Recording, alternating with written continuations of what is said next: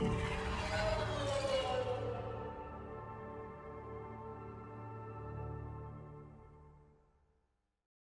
Apex Agents, it's Mobius Y here with another video for Mass Effect Andromeda's multiplayer. So this is the part 2 to the Human Adept build guide where I simply showcase some gold difficulty gameplay. We wound up on Firebase Sandstorm against the Ket faction, which is honestly a very good faction for showing off a mobile, power-happy, power-centric kind of character, I should say, such as the Human Adept. So, as with the other video that accompanies this one, if you wish to see an in-depth guide to the exact build that I'm using in this video here with the gameplay, there is a link in the description below which will take you to the character build itself and show you the exact equipment and skills setup that I used in this video. So simply scroll down into the description, there will be a link there near the top, click on it and it will take you to the other video that accompanies this character build guide. So you'll see in this video the Human Adept. I run around a lot with him, very rarely sitting still. As I said in the previous video, you do want to be mobile with this character, especially if you're using something like an equalizer machine pistol or a Ruzad shotgun or other similar weapons where close range is key. The equalizer actually has a range cap, as I said previously. It's about 30 or 35 meters, possibly 40 meters. And something like the Ruzad shotgun is simply more powerful when you're in close quarters, so you want to maximize that effectiveness as best as possible by running around a lot and getting in people's faces. It also helps that the shockwave ability has a limited range as well and only goes out so far from the person who casts it, so you also have to make use of that, considering shockwave is your only detonator on this character for setting off combos on enemies that are primed. So you have to play this character in close quarters, but you can't simply stay in one spot for very long because he's still quite squishy, even with the barrier biotic passive taken all the way up to rank 6. So you got to do lots of running around and taking on either lone or small groups of enemies constantly. But you will see in this gameplay that I do that very frequently. I do make a couple mistakes, such as trying to take on Anointed one-on-one with no cover. You know, that's very dumb. For example, Ket Anointed will simply out-DPS you, no matter the character you're playing, pretty much. So that was very dumb. I do go down a few times throughout this game, but it didn't happen too often. I think it was only about 3 or 4 times total throughout the entire game. Didn't have to use any consumables aside from one medical pack and one revive pack. So there was that. Luckily, I did manage to get in with some fairly competent teammates. I was playing with an Asari duelist who was also playing a very mobile playstyle, and the other 2 people were equipped with sniper rifles, so they were playing super campy. I was also suspecting that they might have been friends who like to stay in the same spot on Firebase Sandstorm. You know, you play how you want is the way I see it. But they were all fairly competent. Got through the mission pretty quickly. Nevertheless, even with the mistakes that were being made with a few of us going down, there's one section there, I think it's about wave 5 or so, where 2 of us went down very quickly in a very short time span, several times. So that does happen later on. But throughout the rest of the video, you see me running around, constantly moving, constantly throwing out power, setting up for combos, and being more concerned with just disabling enemies as opposed to actually killing them. That's why I like cryo ammo on the equalizer pistol when you're playing this character, because you already have 2 abilities that disable unshielded normal-sized enemies, humanoid-sized enemies. Excuse me. You have pull, which will lift them into the air. It will lift up to 3 enemies in the air if they are closely bunched together and do not have shields protecting them.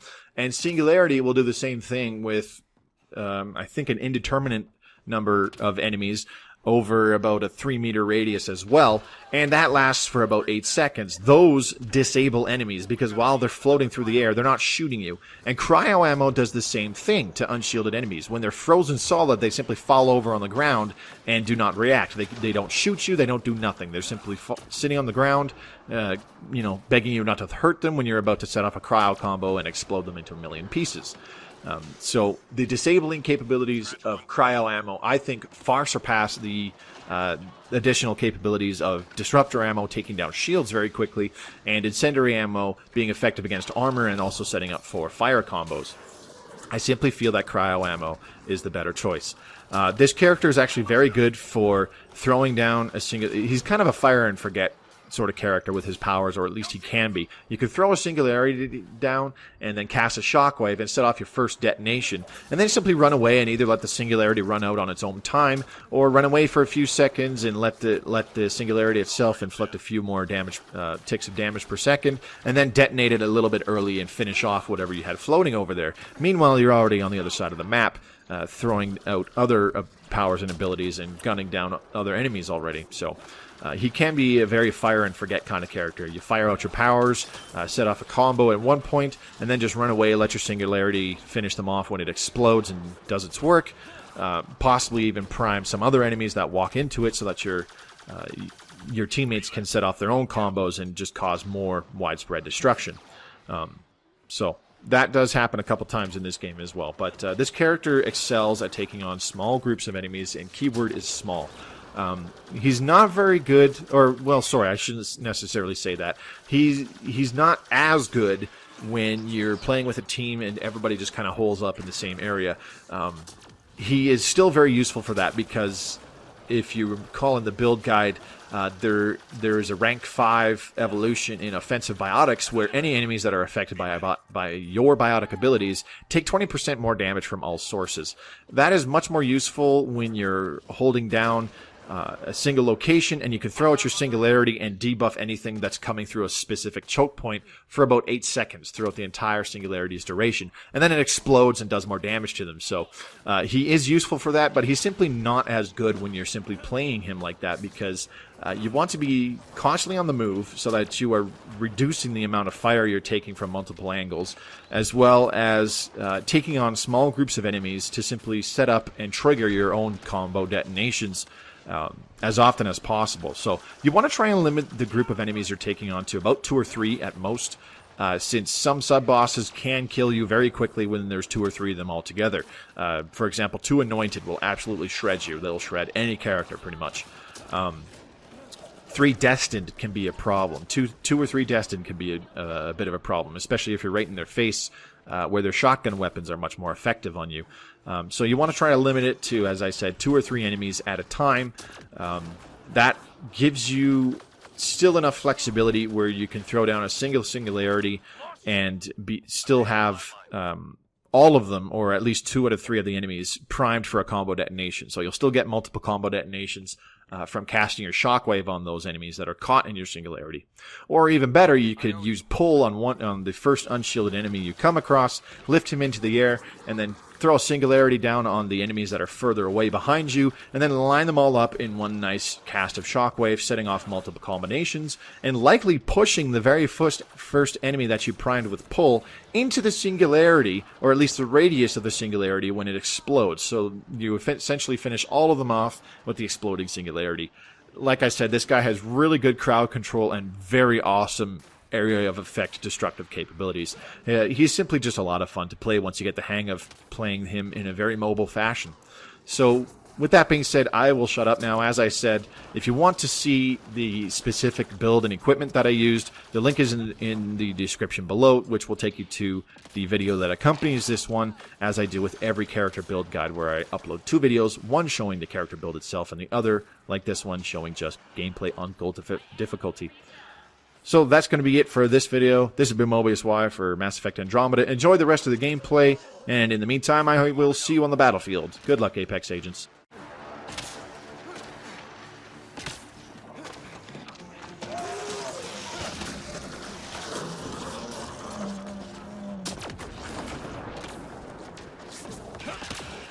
Nice job, Apex. Keep it going.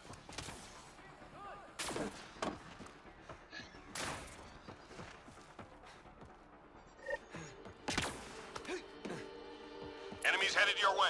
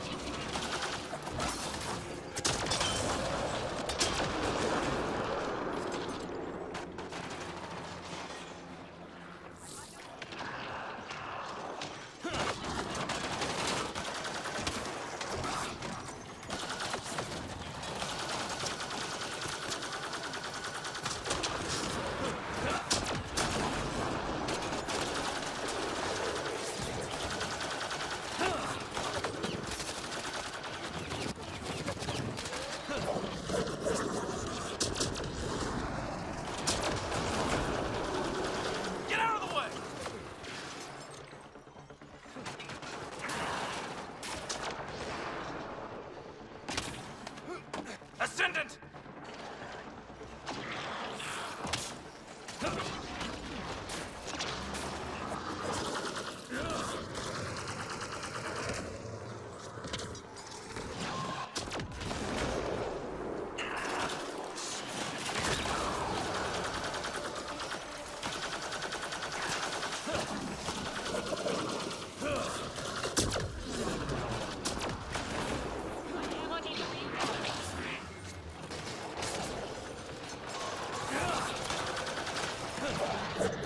Shields down!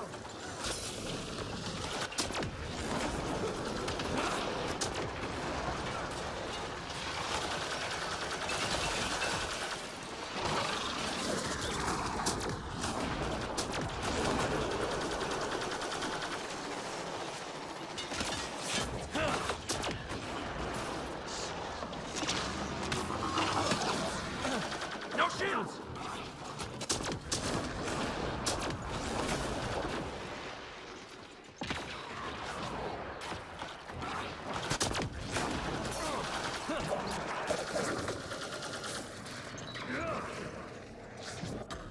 No Teammate shields! injured.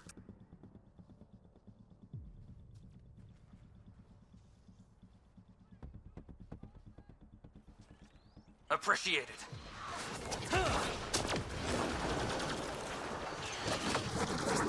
No shield. Teammate injured. Get down! Teammate injured.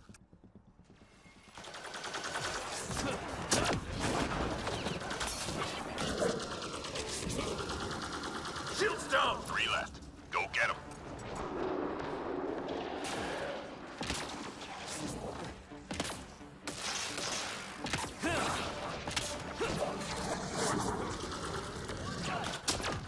All enemies clear. Keep it up.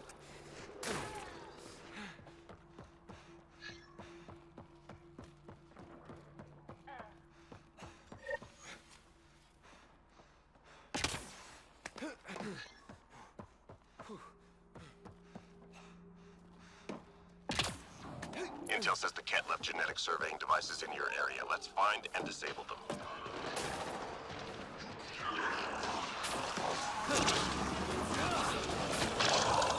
One device down.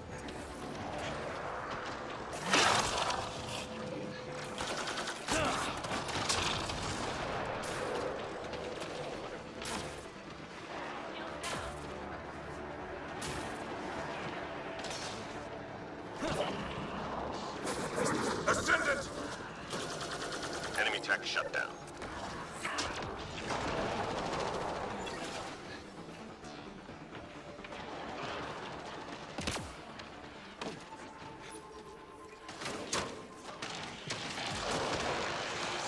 Almost done.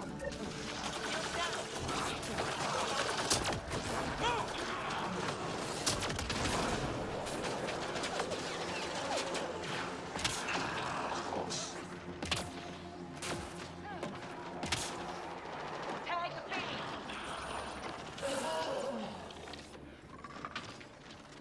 All enemy devices shut down. Good job. Lost shields!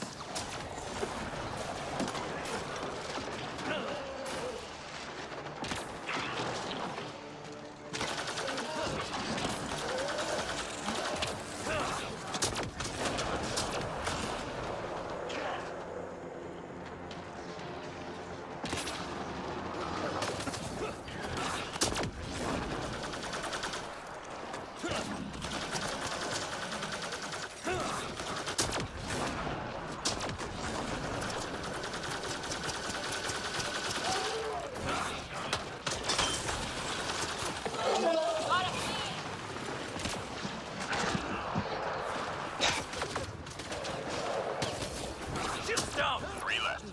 Go get him.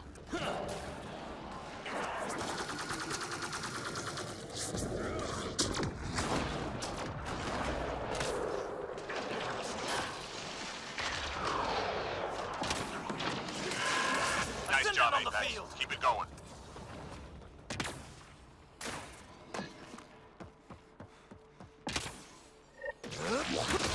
Lost shields!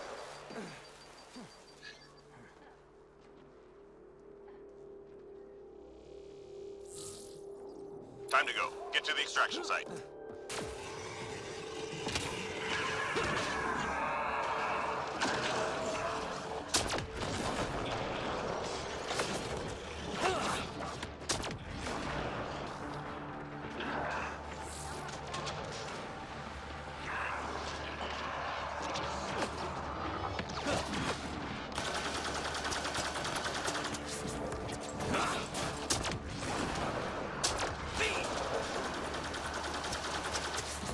Gather around, now!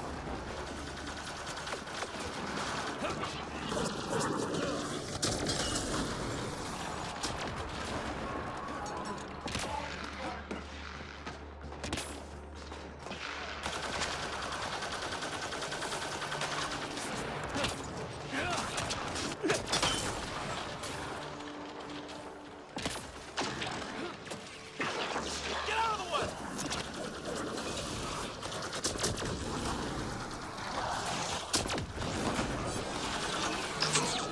Gather around, now!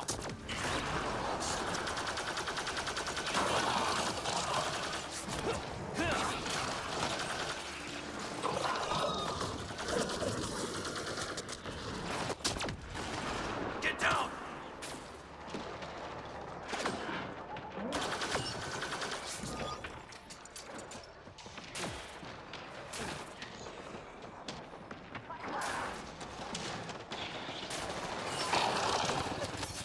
No shields!